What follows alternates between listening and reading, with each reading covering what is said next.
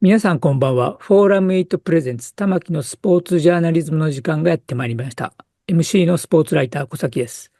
このチャンネルはスポーツ文化評論家玉木正之が送る既存メディアとは異なる視点でスポーツの真の問題点を取り上げ考える番組です。コメンテーターの玉木正之さんです。よろしくお願いします。はい、よろしくお願いします。はい、お願いします。これから3回連続してスはい、ポーツの未来を考えるっていう言葉をぼんやりと考えてしまって、はい、というのはこの頃スポーツが暴走していると言いますかね、今年ももうすぐ WBC が終わったと思えば、はい、ワールドカップもありますしそうですね、ね。もう目白押しなんですけれども、スポーツの未来を考えるにはやっぱりはい、過去を知ってる人、うん、に出てもらわないといけうん、ないと、つくはい、づく思いまして、はい、それも同じ過去を語れる人が一番語同じ。りやすいと思って、はい、今日、やってきてもらいました。はい。佐野慎介さんです。よろしくお願いします。よろしくお願いします。よろしくお願いいたしわかります。ました。佐野さんは今、大学の先生もやっておられますし、いろいろ、笹川財団でも、はい。委員をやっておられますし、いろいろ活動されてますけど、以前は私と同じように、取材で走り回っていたんですよね。特にプロ野球のキャンプで何度も、ご一緒させてもらいました。だから私が雑誌の取材をやってまして、雑誌の、もう言ってもいいでしょう。特命座談会というのにもよく出てもらいまして、特命あ、でちょっと裏話を喋ってもらうという、うん、小学館の五郎という雑誌で、やらせていただきました。その時は佐野さん本当にありがとうございました。お世話になりました、いっぱい。だからそいや、れと、なんと言いますかね、いろいろね、若い頃のいろんな思い出はやっぱありますね。あります、ありますね、ありますね。ちょっと少々無茶をしたりとか、いろいろやっていた時も助けてもらったりもいろいろありました。本当にありがとうございました。そういう過去を喋れる人と一緒に未来を喋りたいなとはい。いうふうに思って出てもらったんですけれども、今日の一発目のテーマは、はい。未来の国際スポーツ大会は、すべて、有料番組になるんじゃないかというようなテーマを挙げてみたんですけれども、WBC が、ネットフリックスではい。有料になりました。はい。私も見ましたけれども、うん、小崎さん見ましたですか？ 僕は見てないです。それはなぜですか？なぜですか？うん。まあ、あまり興味がないっていうのか、他にやらうん。なければいけない仕事があったんで、いいですね。わはいはい。ざわざネットフリックスに入って、え長時間見てる場合ではなかったっていう感じですかね。なるほど。それに、やっぱり、あまり野球派ではないというか、やっぱり若いのかな。ああ、いやいや、の、僕、野球大好きですよ。野球あ、部で、そうなんですか。でしたし。そうですか。とえいうことは WBC にあまり興味なかったということ？そうですね。なんて言いますか。うん、そう、裏前が、側をね、少し知っているだけに、えエキシビジョンマッチとしてしか捉えられないんで、なるほど。ワールドシリーズのように盛り上がれないですね。なるほど。でも、結構盛り上がりましたよ。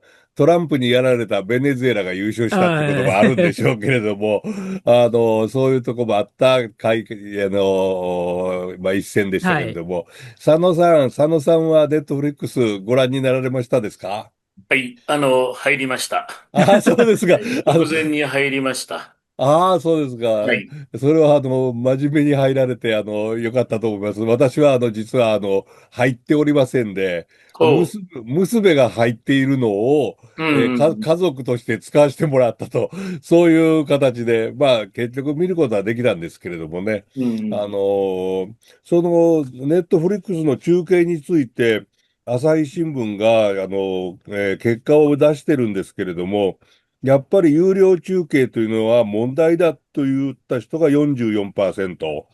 で、問題ではないと言った人が50%。結構なんとか有料中継でも問題ではないっていう人が多かったんですね。これについては佐野さんどう思われますか？これはね、完璧に好みですよ。あ、うん。まあ、それでもああ、見たいか見たくないかっていうだけの話で、ええ、もうお金払ってまで見たくなければ見なきゃいいと思いますし、はいはい。はい。だから、その人が増えていけば、まあ、そういう有料テレビ側も考えるでしょうし、はい。まあ、逆に、まあ、これがきっかけになってもっと増えていくという可能性というところもあるかとはい。思いますし、はい。まあ、極端なこと言えば、情報にお金を払わないということが、果たしうん。てそれが、情報社うん。会におけるあり方なのかということも、これ考えてほしいなと思いますね。なるほど。で、今まで何か民間放送は、無料でタダでいつでも見られたというような感覚でいるんですけれども、あれ本当は有料なんですよね。なん有料か、ですよね。ただじゃ要ないですよね。商品とかそういったものに上乗せされているわけですから、結局お金を払ってるっていうような、まあ、電波を見ていたわけですよね。それを今度はお金を払うようになった。これはこれからの傾向としてやっぱり出てきますかね。特にスポーツにおいてはどうですか、浅野さん。いわゆる主はい。催する側がそういうふうな形持っていくと思いますよね。今回でしたら WBCI という、はい、そうですね。WBC インコーポレーションですね。はい。それが、ネットフリックスに今まで30億円ぐらいだった放映権料、それが150億円とまあ言われてますけれども、その巨額で売ったと。こういう傾向がこれからも続いていくだろうということですか、そしたら。続くだろうと思いますし、まあ、うん。実際問題、サッカうん。ーのワールドカップはすでにそういう形になりましたよね。うん、なってたまたま、ますね。まあ、うん。前回の、カタールの大会の時は、はい。アベマが、まあ、はい。便宜を図ってくれたとはい。いうことはありましうん、たけれどうん、も、もう流れ的にはそういう形になってますし、うん。IOC 自体もやっぱりこれ考えてるという話を、やっぱ漏れ伝わってきておー、ますよね。漏れ伝わってきますね。なんか、いつからどのようにしようかと。要すうん。るに有料化というものですよね。それを考えていると。で、今までまあ、大陸別でいいと思うんですけれども、北アメリカ、南アメリカ、ヨーロッパ、アフリカアジアですね。アジア東と西。これが、放送局が、なんかグループを作って、それで、代理店から放映権料をガバッと買うというようなことをしていたわけですね。で、その買う値段が、まあまあ、結構高いけれども、スポンサー収入と折り合うところでやってたわけですね。今度は視聴者から直接お金を取ろうというふうに、やっぱり変わっていくだろうということですか。うん。そうならざるを得ないんじゃないかと思うんですね。あここあ、まで、要するに主催者側はやっぱり多くのそうん、の収入を得たいというふうになる。うん、うん、そうすると、そこに払えるだけの力をうん。持っている会社ということになってくるわけですね。はい、そうなってはい、くると、もう例えば、ね、まあ、動画配信のネットフリックスっていうのはもうはい。大変な大きな会社ですし、そうですね。うはい。ん、で、そういう意味では日本が JC というう形でん。昔はジャパンコンソーシアムという形で はい、NHK からキー局が全部入って、はい、して、まあ、みんなでお金を出し合って権利を取っていたというところはありましたけれどうも、ん、もう、オリンピックはかろうじて、まあ、今度の、ミラノも含めて、はい、まあ各民放が、まあ、加わりましたけども、はい。もう、サッカーはダメですよね。そうですね。負けちゃうったわけでん。すよね。だからもう、流れ的にはそうならざるを得ないということだとうん。思いますね。で、その一方で、そのユニバーサルアクセスという言葉が結構言われるようになってきて、例えばうん。イギリスなんかでしたら BBC を中心に、イギリス人がみんなが見たいなと言ってるものは無料で見せるべきだというふうな、なんだか法律まで作ったと。こういう流れっていうのは日本ではどうなんでしょうね。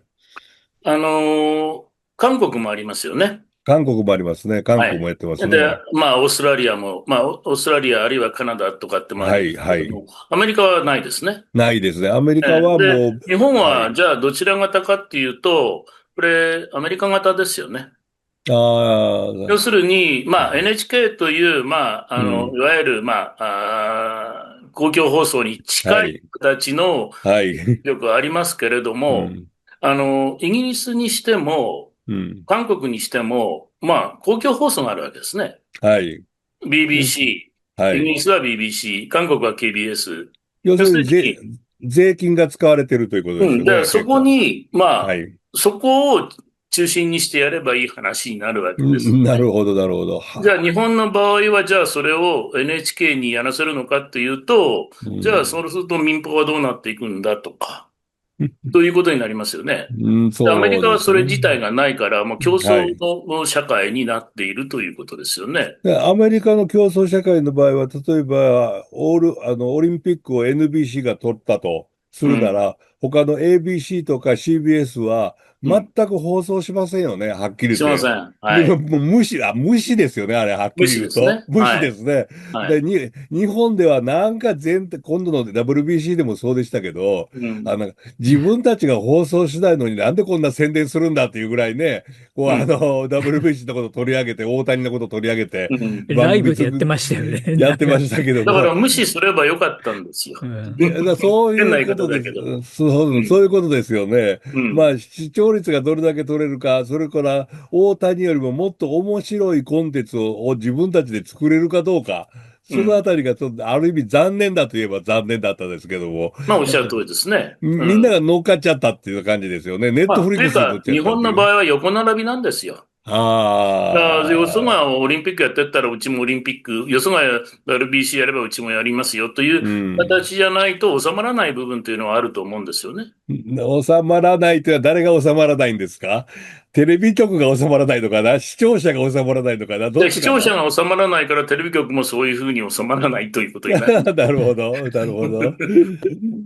うん、なるほどね。私実は子供の時というよりも、生まれも育ちも電気屋さんでして、昔電気屋さんでテレビを売る時には、テレビを売ると同時に NHK の申込書も一緒に配ってたのを今でも覚えてるんですね。だから NHK っていうのはもうそもそも有料番組でして、はい。NHK の会員にならなきゃテレビも買えなかったというような時代がかなりあったんですね。それが今ではNHK 本当に払ってるのか払ってないのかわからないような状態になってきたけど、このあたりまで問題が広がるっていうことはないですかね。どうですか、佐藤さん。いや、だから、可能性として、もうん。し日本でうん。ユニバーサルアクセスをやろうとなったときに、う NHK ん。が中心という形になったときに、はい。じゃあ皆さん NHK に加入しましょうよみたいな話になる可能性だってあるわけですね。ああ。うん、要するにもう税金と同じぐらい強制的にも出さなきゃいけないと。いや、だから、それが嫌な人はもう全くテレビは見ないよっていうふう見ないと。に、うだからそれん、でよろしいんじゃないかということになるかもしれませんよね。ああ、要まあ、するに、だから、うただ地ん、上波、NHK もそこのところは、まあ、いわゆるオンデマンド放送も当然やってますし、もはいういろんはい。なことをやっていますから、うん、まあ、対応的なものは皆さんやってらっしゃる。で、うん、民放各局は、まあ、揃って、まあ、えーテレビを作ってますよね。うん、テそういうレビです。受け皿を作ってる。だからはい。まあ、そういう形でやるということを、じゃあ国会で、まあ、やっぱり話し合わざるを得ない。これ、まあ、なる放送法ほど。の問題ですからね。なるほどね。ただ、どうなんでしょうね。ユニバーサルアクセスという言葉、今言いましたけれども、誰もが見たがる番組なのかどうなのかっていうのは、これ一番最初に問題になったのね、私は覚えてるんですけど、ドイツだったんですよね。ドイツでウィンブルドンが有料になった時に、グラフとかが優グラ勝しちゃったんでフと、すよね。はい。確か。うん、それで、ドイツ人が優勝しているウィンブルドンがお金払わなきゃいけないのかっていう時に、それ以来ユニバーサルアクセスっていうのがすごく表に出てきて、とはい。いうことになったんですけど、日本で果たしてユニバーサルアクセスというぐらいの価値のあるスポーツ番組としてどうなんでしょう。WBC とかオリンピックとかワールドカップとかは、それはユニバーサルアクセスに入るよと思われますか？どうですか？可能性としてはあると思いますよね。う要するに、ん。それは、まあ、例えば、前回の、WBC の場合は、テレビ朝日と TBS が出 TBS、まはい。した。そしはい。て、一次リーグの中国戦から決勝のアメリカ戦まで7試合。はい。はい。すべて40%以上の視聴率だったです。そうですね。高い視聴率でしたよね。だから、はい。そういうことを背景にすれば、これは、うん。まあ、ある種の国民的行事であるというふうにうん。見なすと。それから、は、オリンピックの開会式、閉会式はうん。60%ぐらいの視聴率が、まあ、はい。10%今ないですけどね、うん。50%ぐうらい、ん。50%も1回いかないかぐらいでしょうけれども、うん。そのくらいの視聴率があるということで、まあ、という形のユニバーサルアクセスという導入のまあ、入り口にするかどうかですよね。なるほど。それはどうなんですか？別に佐野さんをいじめるわけじゃないんですけれども、そういう、誰が判断することになるでしょうね。いや、判断は、これは、そういう声が上がったときに、それを取り上げて誰かが、国会議員の方うん。が何か動くかもしれませんあし、あ、なるほど。で、うん。いや、法律が変わりますから、やっそうか、そうぱり、か。そこで発議しなければ、これは何もできませんね。ああ、なるほどね。だからユニバーサルアクセスというのは BBC の場合のも含めて、要するに国で決めるっていうことになでってくるわけすよね。ですね。まあ、イギリスの場合は、これB スカイ B ですよね。はい、B スカイ B が、はい。だから、あの問題で、要するにあれが、まあ、例えばプレミアリーグを買い占めていくというはい。ふうな形になってきたことが発端になったわけですからそうでね。すね。ビースカイ B がプレミアリーグを買い占めようとしたときに、イギリス議会がそれに対して反対したわけですよね。議、そうですね。議会としてその独占はそれは許せないうん。と、うん。みんなが見られるようにしないといけないっていうところから、このユニバーサルアクセスというのが始まってきたと。日本の場合はそれこそ横並びだというふうになっている今、どうなんですかね。例えば私、ネットフリックスもちろん見ましたけれども、ちょっと驚いたのは、ネットフリックスの中でもコマーシャルが結構多いんですよ多いでね。すね。うん。多いですよね。なんだ、金取ってるのにコマーシャルかというふうにな感じがしたのと、それと、先ほど150億円というふうに言いましたけれども、NHK のの年間予算は6000億円ぐらいですようん。ね。うん。それこそ NHK にとっては、150億円というのは、それほど大きな額ではない。という言い方もできますよね。できますね。できますね。ということは、もう少しなんかやりようがあるのかなという気もしないこともないんですまあ、が、それは、だから、どう判断するかだと思いますよ。誰が経営者が。経営者がです NHK の場ね。合は経営委員会ですよね。なるほどね。そだから、れです。どう判断うん。するか、じゃあ、それでも取りに行くか取りに行かないか、うあるいはん。民放各局がもう少し頑張ってお金出そうよということになってくるのか。うん。うまあ、それん。は何とも言えませんけども。なるほどね。うん。私はネットフリックス見たときに、ネットフリックスもやっぱりコマーシャルが入るんかとうん。思ったときに、NHK もコマーシャルありかなという気うん。がふっとしたんですが、そのあたりの絵の流れっていうのはどうでしょうね。僕、もう可能性としてはあるんじゃないかと思うんですよね。う一時ーん。ほど、例えばなんか、目くじら立てるような、例えばちらっと映ったはい。ものに対する目くじらの立て方ではなくなってきてますよね。昔はなってそうもうなんですね。かこう、そこをベタ塗りみたいにしたりっていうのそうがあったじゃそう。ないですか。それこそ、今そこまではないですよね。高校野球なんかでも甲子園球場の宣伝全部隠しましたからね。そうです、そ NHK うです。が中継するはい、はい、ときには。そういうことはなくなりましたよね、今。はい。だから、なんかメジャーリーグの放送なんかでもそうですよね。そうですね。もう、広うん。告は結構出てますね。そういう意味では。なるほど日ね。本向けの広告が、つけられてますからつけね。てますね。バーチ日本にャルで。しか入らない、はい。うん。球場の広告が だから NHK を NHK 用の通じてね。広告っていう、のがありますからね。なるほどね。昔、そういや NHK はね、ドラマの時にビールが出てきてもね、白いラベルだのビーそうルが出てきそうそうそうてね、ん。どこのビールだかわからないようにするぐらい気を使ってたもんですよね。コマーシャル。だから変わってきたということは、これからもやっぱり、なんて言いますか、サブスクリプション、要するにお金を払った、スポーツ中継になるのと同時に、それがどんどん広がっていくだろうという。うん。うことですね。いや、むしろね、ええ、いわゆる既存メディア、はい、テレビとか、あはい、るいは新聞も含めてなんだけれど、これとてうん、も寂しい話なんだけれど、うん。これからインターネットの会社にぶら下がる形になると思う。さあ、なるほどね。うん。もうもはや、もうスケール感が全然違いますから。ああ、そうでだから、すね。インターネットの会社がテレビもやってます。もううん、別に動画配信もしてます。そうん、して、新聞も出してますみたいなうん。形になる可能性だってあります。それで一つのマスコミの、まあ、いわゆるコングロマリットみたいな形になっていくんじゃないかなっていう、将来のあり方として、ということ割とですね。近い将来そういう形があり得るんではないかなっていうのうは、まあ、思ん。いとして持ってますね。なるほどね。そう、まあ、そのもう、エンターテインメントの世界でいうと、そのネットフリックスってもう、ね、グラミー賞とか取ってうるわけでん、すから、うん。単なるね、その配信会社ではもうないですよね。そうですね。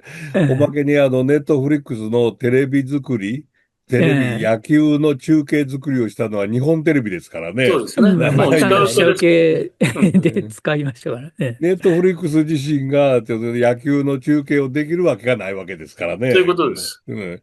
ということはもうこれから構造がだいぶ変わってきたといううん。だから、ことになりまマスコミすね。の構造が変わると思いますよ。変わると、なるほどね。まあ、これほど、例えば、テレビ離れとか、うあるいん。は、まあ、新聞なんかもっとひどい状況じゃないですか。それはで、そうですそういう状ね。況の中で、じゃあこれからどういうふうにマスコミっていうのは動いていくのかというと考えたときに、うん。もうインターネットがそういう形にならざるをまあ、抱え込むという形になるんじゃないか。まあ、それのなるほどね。一つの、日本テレビが今度うん。の、WBC ではい。中継を制作したということうん。が、ある種の、ターニングポイントじゃないかなとうーいう、ん。そういう見方もできなくないと思います。できればなるほどね。ちょっと悪い言い方かもしれませんが、生き残り戦術、マスメディアの、うん。うん。としての一つが現れてきたという言い方もできるわけですよね。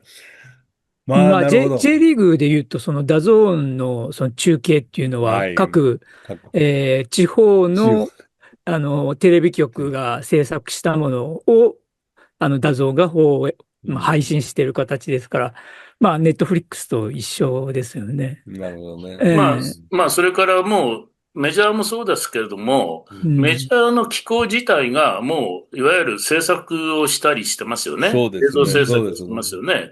で、それから、オリンピックに関しても IOC が映像制作をしてますよね。うん。うん。だから OBS そうですね。なってくると、もう、間をつなぐものがどうなってくるのっていう話、これなんとなく出てきますよね。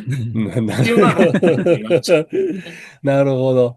ということは、ネットフリックスが良かったか悪かったとか、そういう問題ではもうなくなったというようなうん、ところに、もうまあ、それはそれとして、ネットフリックスはい。がどうだったかっていうことは、まあ、それは個々の視聴者の問題ですけどはい、も、はい。それ以前、それよりもっと大きなところのスケール感でうん。動いてる部分があるんじゃないかというふうに思ってます。なるほどね。いやー、これからのスポーツ中継っていうのが面白くなりそうですかね。どうですか？いや、面白いと思いますよ。変うな話だけど、わー、う今度、ん、今回の、ネットフリックスでも、うん。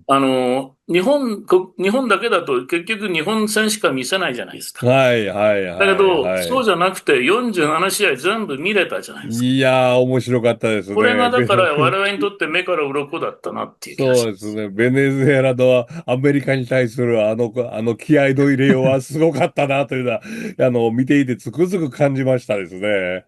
だから僕は契約してある意味で良かった、面白かったなっていうのはそこえですね。そうですね。それはありはい。ましたね。確かにその通りでした。いやー、なかなか、これから未来のスポーツ中継を考える上では、面白い未来が見えてきそうな感じがまあ、します。もう一つは、はい。その はい、はい。F1 なんかはもう、もっと先行ってるんですけど、うん。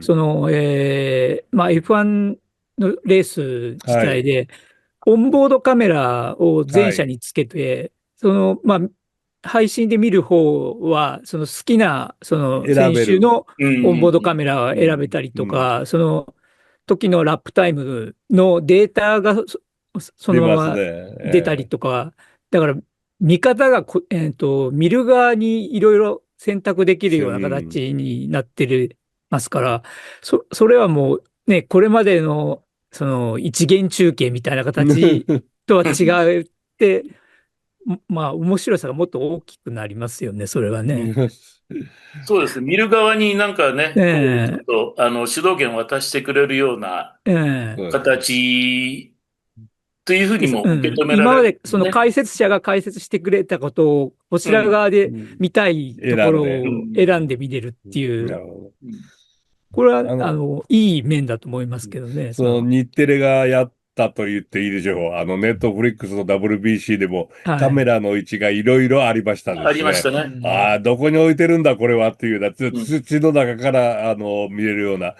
まあ、どっちかっていうと、私のような古い人間は、こんなことしなくっていいんじゃないかっていうところも、若干なくもなかったんですけれども、まあ、なんていうんですか、大谷が打った瞬間に、打球速度何キロで、角度何とかで、飛距離何メートルって、そんなことを言わなきゃいけないのかって、すごい当たりだという表現の仕方をもう少し考えてやってほしいなと思いました、私は。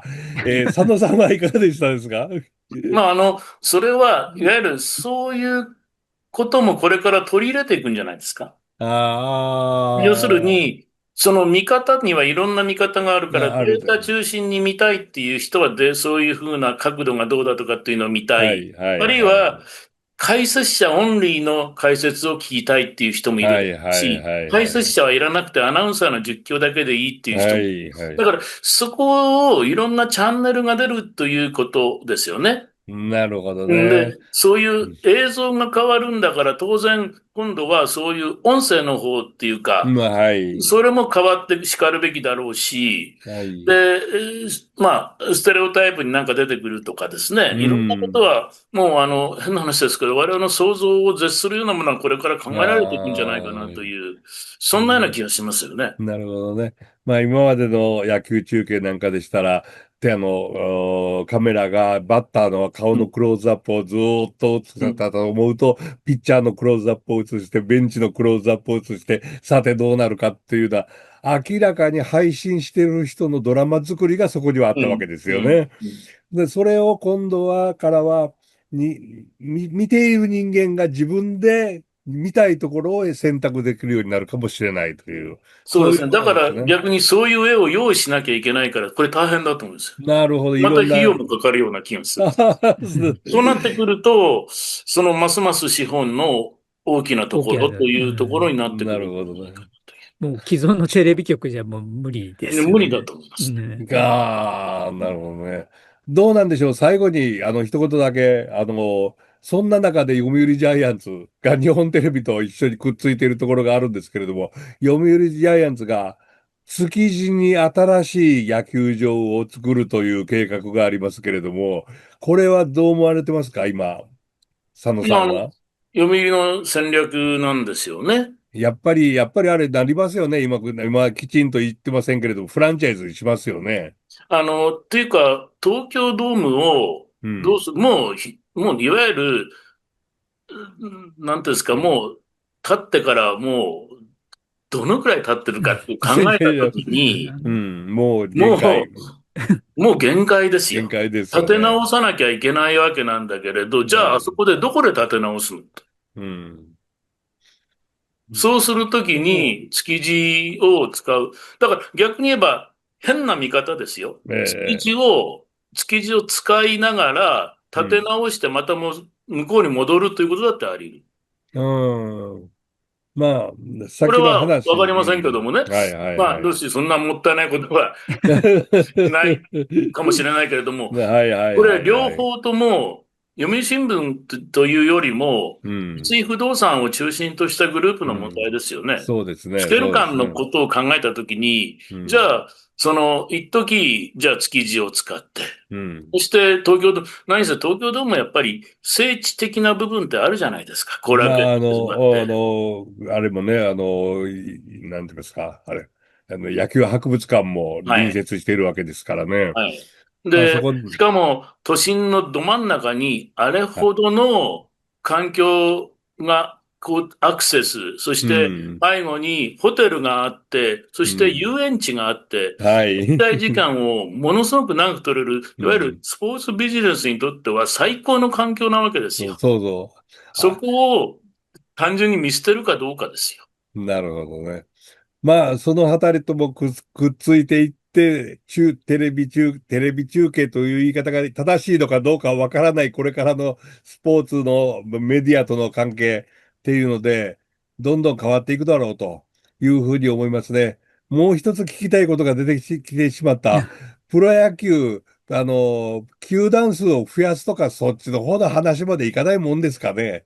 こうなっていや、くると。僕は希望としては16球団、まあ、いや王さー、んとか古田さんとかがね、今いろいろ頑張言っってらってますね。しゃるけれどはい。も、僕はやっぱり16球団にした方がいいと思うんですいいよね。と思いますね。という賛成。のは、はい。え 賛成って言ってた、今。うやっぱりん。まあ今の既存の12というよりも、はい。もうもっと野球が今、ないったら失礼だけど、今はい。の NPB がない四国であるとか、はい。北はい。陸であるとか、はい。あるいは沖縄であるとか、はい。まあ静岡あたりでもそうでうん。すよね。うん。要するに野球が盛んであるけれども、まあ、球団がないとか。いただいて、そういったはい。ところにやっぱり、NPB の球団として16に、まあ、増やして、うん。それによって、まあ、いわゆる薄まるみたいなことをおっしゃる方いるけども、そんなことはうん。ないですよ。うん。うん、や絶っていけ対ないと思いば絶ますね。対に面うん。白い試合は出てくうん。ると思ううん、し、そうですで、ね。ますますそこから今度はまたメジャーに入ってうん。いったり、メジャーから戻ってきたり、メジャーから選手が来たりとかというふうな形での交流の仕方交流。があってきた方が、絶対に野球は面白くなると思います。なるほどね。そういう野球っていうのは、メディア、先ほどまで言われてました、メディアですね。新しいメディアうん。が、どう組み合わせていくかっていうところあたりがいや、だから期日本の場待ですね。合は、うん。まあ、何度も MLB がいいとは言いませんうん、けれども、はい、はい、はい。やはり MLB みたいな一つの、まあ、いわゆるコミッショナーに権限を持たせて、まあ、いわゆる一つの塊になって動いていく。うん、そこがビジネスにも、いわゆる特に放映権ビジネスとかにも関与しているっていうところうん、と、それぞれの球団に任されていて、うん、統一感がない日本の NPB とのうん、もう落差ですよ。うん、そうですね。うん。1995年ぐらいまで同じぐらいだったんです、規模、市場規模。そうですね。マーケットの規模はそれ今、それほど変どれだけわらなかった離れていはず。るかということですよ。そうですね。もう10倍以上にもうなっちゃっ10たっ倍ですね。ていうところですね。ね。まあ、そこのところ、うん、新しくやって期待するところはいっぱいあるんだというとこうん。ろをメディアの側から、喋っていただきました。これは、すごく面白かったんですがも、次回は、オリンピック、これがちょっとおかしなことになってるんじゃないの？トランプはちょっとおかしいんじゃないのという話をちょっとしてもらいたいと思いますんで、また佐野さん、もう一度よろしくお願いします。よろしくお願いしお願いしまます。す。はい。皆さんご覧いただきありがとうございました。次回のフォーラム8プレゼンツ玉木のスポーツジャーナリズムは今週のテーマスポーツの未来を考えるのエピソード2、オリンピック休戦期間中にアメリカ・イスラエルがイランを攻撃、なぜペナルティーが課されないのかです。引き続き佐野さんとともにお送りします。それでは皆さん次のエピソードでお会いしましょう。さようなら。